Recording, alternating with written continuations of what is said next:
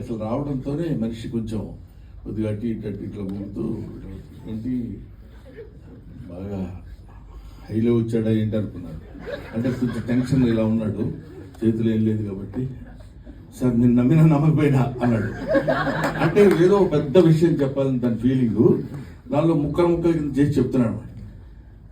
Sir మీరు నమ్మినా నమ్మకపోయినా మీ మీద మీ పేరు పెట్టి మీ మీద ఒక స్టోరీ రాసుకున్నానంటే చెప్పాలనుకుంటాడు. ఇది ఆ మ్యాటర్ నాకు తర్వాత మనకి ఇప్పుడు కానీ అర్థం అవుతుంది.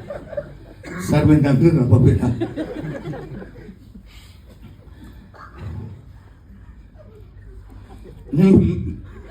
మీ పేరు పెట్టుకున్నాను అంటున్నాడు. అంటే కొంచెం మనం ఫిల్అప్ చేసుకోవాలి వాయిస్. అది మీ శ్రీమతి మీ మీద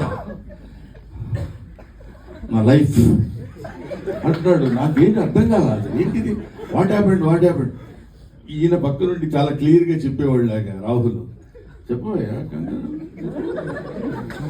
చెప్పు అంటున్నాడు. కానీ నీకు చెప్పొచ్చుగా, కూడా చెప్పు అనే 2-3 పదాలు నేర్చుకుని వచ్చాడు తప్ప